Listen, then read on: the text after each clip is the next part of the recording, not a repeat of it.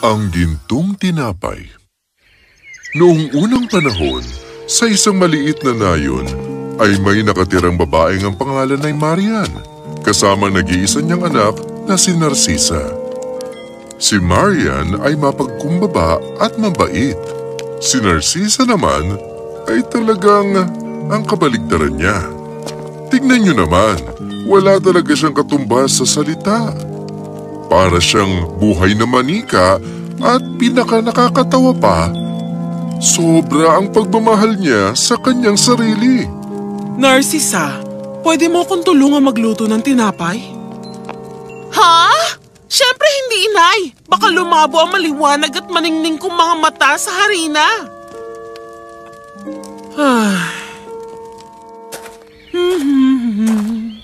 Narcisa, pwede mo ba akong tulungang itanim itong mga buto? Ano? At bakit ko naman gagawin yun? Papaano kung madumihan ang aking magagandang kuko? Malala pa, paano ko mapunta to sa aking mukha? Ayun na nga, yun ang problema kay Narcisa. Masyadong mataas ang tingin niya sa sarili para gumawa ng anumang trabaho.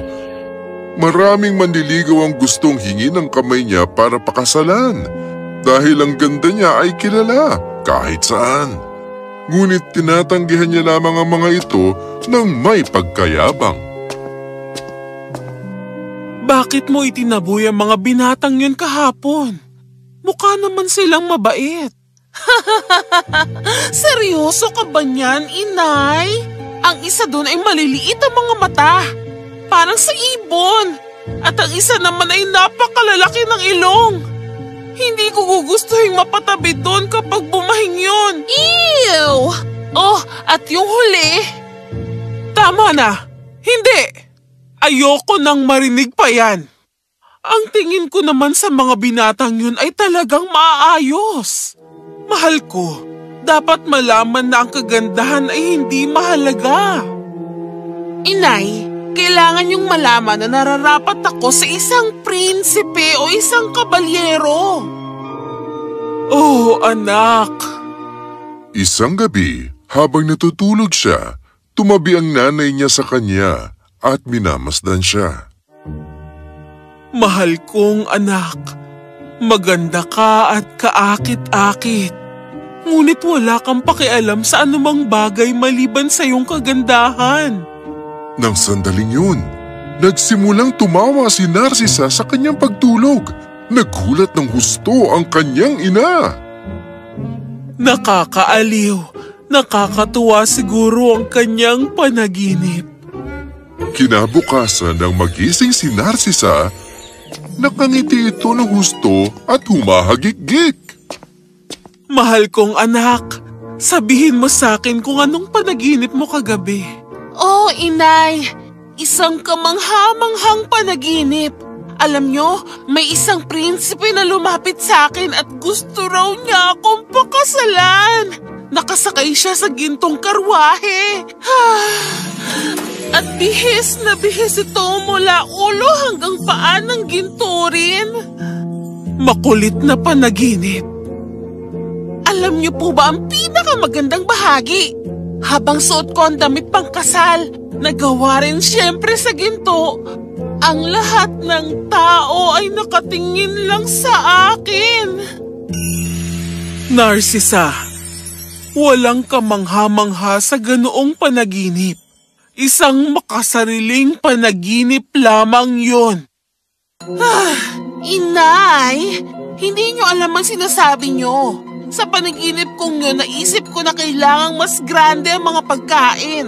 Hindi katulad ng kinakain natin dito sa bahay. Pagkain na gawa sa ginto. Isipin niyo naman yun. Alalang-alala ang kawawang nanay ni Narcisa sa kanya at kung paano ang magiging buhay nito.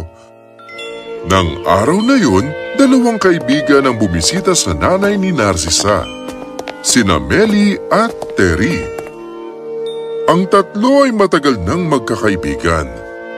Ngunit si Terry at Ellie ay may lihim. Ang dalawa ay parehong salamangkero. Isang bagay na walang kaalam-alam ang nanay ni Narcisa. Terry! Melly! Oh, mabuti naman at nagkita na tayo. Sobrang tagal na rin nating di nagkita, di ba? Ang tagal na! Kumusta ka na? Naging mabuti naman ako. Mas maayos sana kung... At kung ano? Kung ang aking anak lamang, si Narcisa ay medyo mas naging maunawain. Ikinuwento ni Marian kay Melly at Terry ang lahat tungkol kay Narcisa at na siya ay nag-aalala para dito. Gusto niyang kumain ng pagkain na gawa sa ginto. Anong gagawin ko sa kanya? Siguro kung ang pangarap niya lang ay talagang matutupad.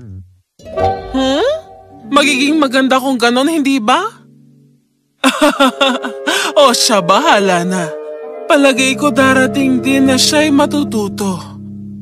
Ibang bagay naman ang pag-usapan natin. Nagpaalam na rin sina Melly at Terry sa kanilang matagal ng kaibigan at umalis. Nakangiti sa bawat isa ng palihim.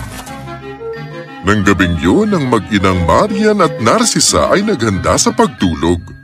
Inay, sana po talaga magkatotoo ang aking mga pangarap. Alam niyo na. Oh, Narcisa.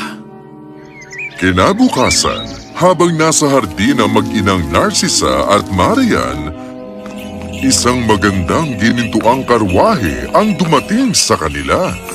Ito'y napapalibutan ng mga hiyas at diamante at talaga namang napakaganda. Nang tumigil ito, isang gwapong lalaki ang lumabas mula rito at tumingin kay Narcisa. Napamangha siya ng husto sa gandang lalaki nitong nakita niya. Inay! Inay! Nagkakatotoo na talaga ang pangarap ko! Ano? Kumusta? Nandito ako para hingin ang kamay ni Narcisa at pakasalan po siya. Ngunit, paano mo naman nalaman ang pangalan niya? At sino ka? Ako si Terence, ang anghel ng magandang kapalaran. Kilala ang anak mo sa kanyang kagandahan sa buong mundo. Heto, regalo ko para sa kanya. Oh, naku! Gustong na kitang pakasalan! Ano? Pero hindi mo pa siya kilala. Hindi ka pwedeng sumama. Oo, ang kulit naman! Siya'y mayaman at gwapo! Ano pang gugustuhin ko? Terence, tinatanggap ko ang alok mo. At noon din, sumakay siya sa karwahe nang hindi man lang nagpapaalam sa kanyang ina. Umalis na ito na kasama ang anghel.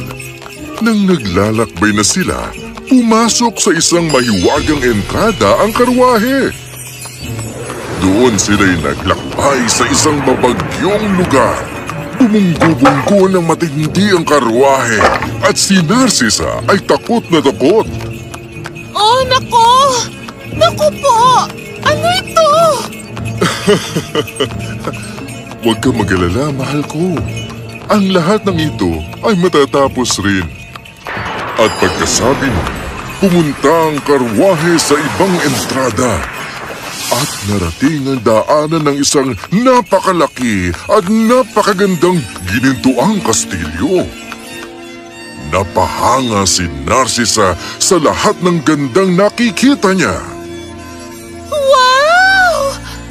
Napakaganda naman talaga nito. Pangmayaman talaga ako. Alam kong gusto mo ito. Kahit anong gusto mo, makikita mo dito.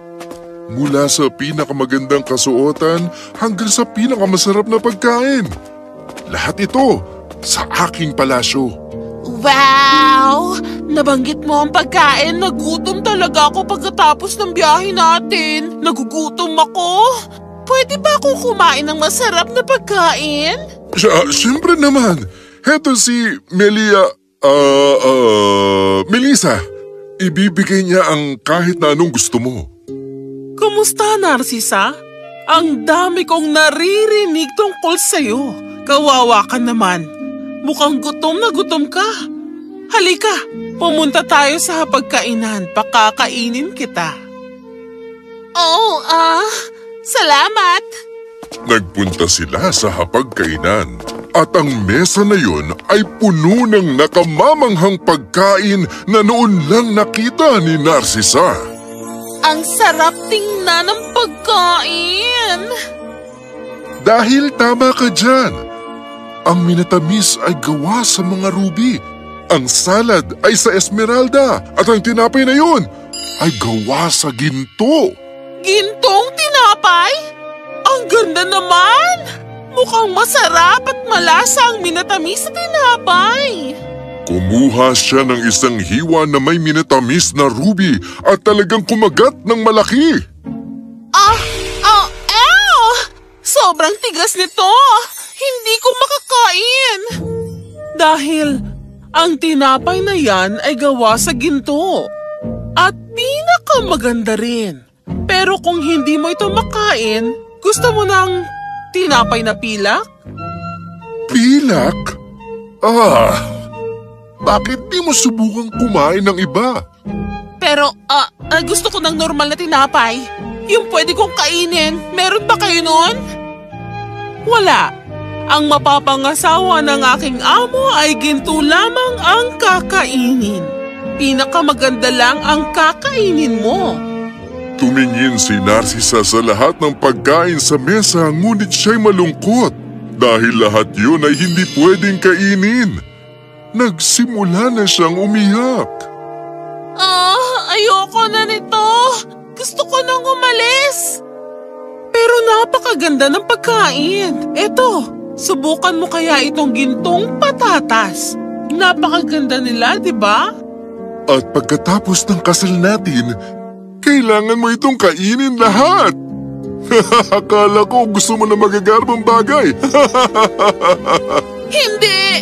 Hindi! Ayoko magpakasal sa'yo! Gusto ko nang umuwi sa nanay ko! Pauwiin niyo na ako! Nagtinginan sa isa't isa sina Melissa at Terrence at nagindatan. Bueno, kung yun talaga ang gusto mo, iuwi na kita sa bahay niyo. Inuwi ni Terrence ang umiiyak at malungkot na si Narcisa sa kanila. Sa karwahe, napaisip siya ng malalim tungkol sa mga bagay na ginusto niya.